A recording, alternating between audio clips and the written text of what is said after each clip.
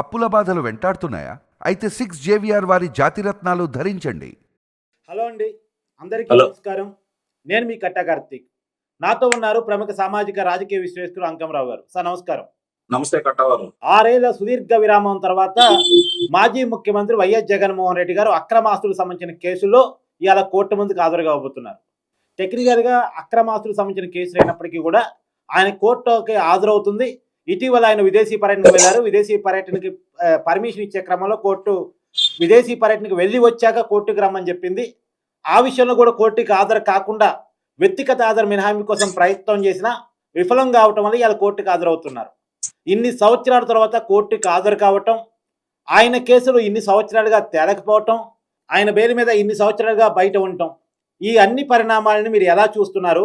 ఇలా కోర్టుకి కూడా చాలా హంగామాగా హాజరవుతున్నారు. ఆయన పెద్ద ఎత్తున జనాలు స్వాగతం పలిగేటట్టు ఏర్పాటు చేసుకోవడం, షెడ్యూల్ విడుదల చేయటం, ఆయన 11:30 నుంచి 12:30 వరకు ఒక గంట టైం కోర్టుకి ఇచ్చారా అన్న చర్చ కూడా జరుగుతుంది బయట.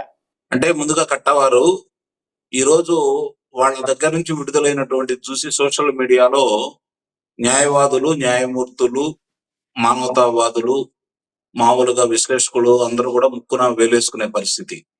కారణం ఏంటంటే ఆయన ఉదయం ఎన్ని గంటలకు బయలుదేరుతున్నాడు తాడేపల్లి నుంచి రోడ్డు మార్గం ద్వారా, ఎట్లా ఆయన గన్నవరం దగ్గరకు వస్తారు, అక్కడి నుంచి స్పెషల్ ఫ్లైట్ లో ఇక్కడికి ఎన్ని గంటలకు వస్తారు, 11:30కి న్యాయస్థానంలో అడుగు పెడతారు, 12:30 వరకు న్యాయస్థానంలో ఉంటారు, మళ్ళీ అక్కడి నుంచి తిరిగి లోటస్ పాండ్కి వెళ్ళిపోతారు, అక్కడ కొంతసేపు ఉన్న తర్వాత మళ్ళీ తిరిగి బేగంపేటకు వస్తారు, అక్కడి నుంచి మళ్ళీ ఆయన బెంగళూరుకి వెళ్ళిపోతారు, అక్కడి నుంచి బెంగళూరు ఎయిర్పోర్ట్ నుంచి ఆయన నివాసానికి అంటే యలంక ప్యాలెస్ కి వెళ్తారు అని చెప్పని చాలా చక్కగా, అంటే ఒక టైం టేబుల్, ఏదంటే మామూలుగా ఒక ముఖ్యమంత్రి వివిధ ప్రదేశాల్లో ఆయన సందర్శించేటప్పుడు కావచ్చు, కార్యక్రమాల్లో హాజరయ్యేటప్పుడు కావచ్చు, ఏ విధంగా అయితే ఒక టేబుల్ ని విడుదల చేస్తారో, అంటే ఆయన పర్యటన వివరాలతో కూడినటువంటిది ఈ రోజు అలా విడుదల చేయడం కూడా జరిగింది. ఇక్కడ గమనించుకోవాల్సిన అంశం ఏంటంటే మనకు ముఖ్యంగా ఆయన వస్తుంది న్యాయస్థానానికి. మరి న్యాయస్థానానికి వచ్చేటప్పుడు నాకు అర్థం కాని విషయం ఒకటే కట్టవారు, మీరు చెప్పాలా, మీరు దాంట్లో చాలా సంవత్సరాల నుంచి జర్నలిజంలో ఉన్నారు కదా. ఒక వ్యక్తి న్యాయస్థానానికి వచ్చేసి వివరణ ఇచ్చుకునే సందర్భంలో ఒక రాష్ట్రానికి సంబంధించినటువంటి పోలీసు యంత్రాంగం ట్రాఫిక్ ని మళ్లించవచ్చా? రాష్ట్ర ప్రభుత్వం, వేరే రాష్ట్ర ప్రభుత్వం ఎయిర్పోర్ట్ నుంచి అతను వెళ్లే సందర్భంగా ట్రాఫిక్ ని మళ్లించడానికి ఏమన్నా నిబంధనలు ఏమన్నా ఉన్నాయా ఒక ముద్దాయి న్యాయస్థానానికి వెళ్తుంటే? లేదు సార్, కాకపోతే ఏంటంటే ఇది కేవలం ఇక విఐపిగా ఆయన్ని పరిగణించి ఆయన కోసం జనం వస్తారని చెప్పేసి కొన్ని విషయాలు చూసి ఉన్నట్టే ఇక్కడ రాష్ట్ర ప్రభుత్వం, తెలంగాణ రాష్ట్ర ప్రభుత్వం పోతుందేమో అంటే వివాదాలకు పోకుండా ఉండటం కోసం అలా చేస్తుందేమో అనుకోవాలి తప్ప జనరల్గా అయితే అలాంటి నిబంధనలు ఏమి ఉండవు. అదే నాకు ఆశ్చర్యంగా ఉంది. అంటే ఇలాంటి ప్రతిసారి ప్రతి వాళ్ళకి ఇలాంటి అవకాశాలు ఇస్తే, ఇప్పుడు ఈ లెక్కన ఆయన వారానికి ఒకసారి 2 రోజులకు ఒకసారి అటు బెంగళూరు నుంచో ఇటు తాడేపల్లి నుంచో వస్తాడు. ఇదే విధంగా కొనసాగిస్తారా?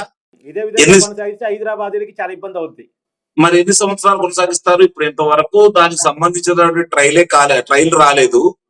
మరి దానికి సంబంధించినటువంటి డిశ్చార్జీ పిటిషన్ల మీద విచారణ పూర్తి కాలేదు. మరి ఇవన్నీ కూడా చూసుకుంటా ఉంటే మరి ఇలాంటి భవిష్యత్తులో కూడా ఇలానే కొనసాగిస్తారా? ఇది కొంచెం ఆశ్చర్యంగా ఉంది.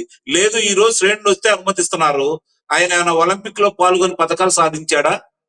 వరల్డ్ కప్ లో, క్రికెట్ లో వరల్డ్ కప్ లో కెప్టెన్ గా వ్యవహరించేదన్న కప్పు తీసుకొని వచ్చాడా భారతదేశానికి? అంటే నేను అడగదలుచుకున్న బేసిక్ పాయింట్ ఏంటంటే సార్, నిజానికి స్వతంత్ర సమర పోరాటంలో పాల్గొని కేసులు పెట్టించుకుని ఆ కేసులకు సంబంధించి కోర్టుకు హాజరవుతున్నారా? లేదు అంటే విశాఖ ఉక్కు, ఆంధ్ర ఉక్కు అని పోరాటం చేశాను, అమరావతి నిధుల కోసం, పోలవరం నిధుల కోసం పోరాటం చేశాను, ఏదో ఆంధ్రప్రదేశ్కి ప్రత్యేక హోదా కావాలని పోరాటం చేసే కేసులు పెట్టించుకొని కోర్టుకు హాజరవుతున్నారా అనేది నాకు డౌట్ వస్తా ఉంది. ఇప్పుడు ఆ విధమైన పోరాటం చేస్తే ఆయన ముఖ్యమంత్రిగా ఉండేవాడు కదా. మీరు కూడా బాగా అడుగుతున్నారు కట్టవారు. ఇప్పుడు ప్రజల కోసం, ప్రజల కొరకు, ప్రజల చేత ఎన్నుకోబడితే అది వేరు కదా. ఇప్పుడు ప్రజలు మొట్టమొదట వైఎస్ఆర్సీపీ పార్టీ అంటే రాజశేఖర రెడ్డి గారి అబ్బాయిగా ఆ రోజు ఉప ఎన్నికల్లో విజయాన్ని అందించారు. అతను అదుపులో తీసుకున్నారు, ముఖ్యమంత్రి కాకుండా చేశారు.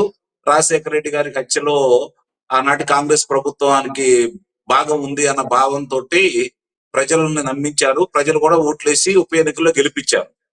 తర్వాత 2014 ఎన్నికల్లో ఆయనకు ఒక 67 స్థానాలు ఇచ్చారు. తర్వాత అతని పరిపాలన ఎలా ఉంటుందో చూద్దాం అని చెప్పి 151 స్థానాలు ఇచ్చారు. జగన్మోహన్ రెడ్డి ఏంటి, జగన్మోహన్ రెడ్డి పరిపాలన ఏంటి అందరికీ అర్థమైన తర్వాత 11 స్థానాలకు పరిమితం చేశారు. ఇది గమనించుకోవట్లేదు ఎవరు కూడా. అంటే నా బేసిక్ పాయింట్ ఏంటంటే సార్, ఇప్పుడు నా బేసిక్ పాయింట్ ఏంటంటే 2011 నాటి కేసులు తేలకపోవడం ఫలితంగా, కేవలం నిందితుడిగా ఆయన ఉండటం ఫలితంగా పదే పదే ఎన్నికల్లో పోటీ చేయగలుగుతున్నారు. ముఖ్యమంత్రి కూడా కాగలిగారు 2019లో, 2014లో ప్రతిపక్ష నాయకుడు, 2019లో ముఖ్యమంత్రి. ఈ అవకాశం ఎక్కడొచ్చింది? కేసులు తేలకపోవడం ఫలితంగా. ఆయన మీద సిపిఐ మోపుతున్న అభియోగాలు తండ్రి అధికారాన్ని అడ్డం పెట్టుకుని 43,000 కోట్లు దోచేశాడని.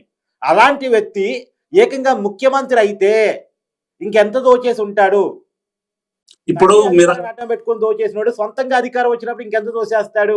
అవకాశం ఇచ్చింది ఎంక్వైరీ సంస్థలు కదా, ఇప్పుడు వల్ల కదా అనేది నా మీరు అన్నది నిజమే. 57 కంపెనీలకి 74 మంది వ్యక్తులకి వాళ్ళ తండ్రి అధికారంలో లబ్ధి చేకూరితే వాళ్ళందరూ కూడా తిరిగి ఈయన కంపెనీలో పెట్టుబడి పెట్టారు. ఇది గమనించుకోవాలి. అవును, కిడ్ ఫ్రోకో. మరి అలా ఆ సంఘటనలో అతను ఈ రోజు వచ్చాడు. ఇప్పుడు ఈ రోజు వస్తుంది దానికి కూడా కాదు కదా. అవును, కట్టవారు. ఎందుకంటే విదేశాల పర్యటన సందర్భంగా అతను ఇచ్చిన ఫోన్ నెంబర్ అంటే సెల్ నెంబరు, వీళ్ళు సిబిఐ వాడు 3 పర్యాయాలు వాళ్ళకి ఫోన్ చేస్తే అతను అటెండ్ కాలేదని, అది తప్పుడని చెప్పని ఈ నెల 14వ తారీఖు లోపు న్యాయస్థానానికి వచ్చి వివరణ ఇవ్వాల్సిన సందర్భంగా వాళ్ళు నోటీసులు పంపించడం కూడా జరిగింది. వాళ్ళు న్యాయస్థానంలో సిబిఐ వాళ్ళు ఏమని ఇచ్చారు, మాకు ఇచ్చినటువంటి ఫోన్ నెంబర్, సెల్ నెంబర్ తప్పుగా ఇచ్చాడు కాబట్టి అతని మీద చర్యలకి మీరు అనుమతి ఇవ్వండి అని చెప్పని ఇచ్చిన సందర్భంగా అతని పర్యటన అర్థాంతరంగా ముగించుకొని 4 రోజుల ముందు రావడం కూడా జరిగింది.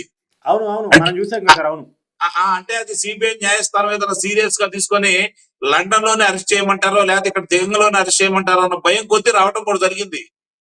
ఆ సందర్భంగా ఇక్కడికి వచ్చి నాకు వ్యక్తిగత మినహాయింపు ఇవ్వండి, నేను వర్చువల్ గా మీకు అందుబాటులో ఉంటాను అంటే న్యాయస్థానం ఒప్పుకోకపోతే ఇప్పుడు వచ్చాడు, ఈ రోజు వస్తున్నాడు.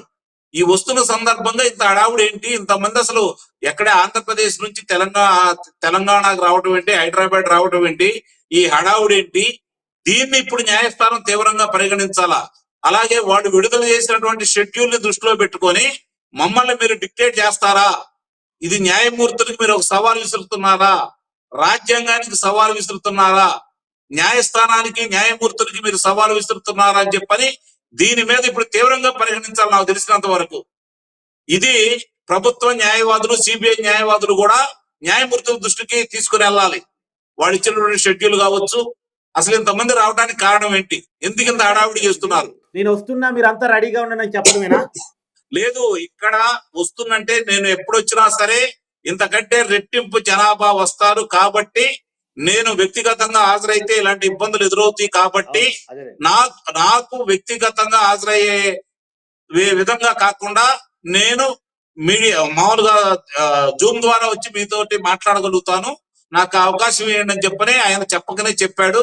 దాన్ని చేతుల్లో చూపిస్తున్నాడు. ఇప్పుడు న్యాయమూర్తులు, న్యాయవాదులు, ప్రభుత్వాలు కూడా దీని గురించి సీరియస్ గా తీసుకొని అతని సవాలుకి మరి ఏ విధంగా స్పందిస్తారో చూడాలి. Thank you sir, thank you so much sir. Thank you.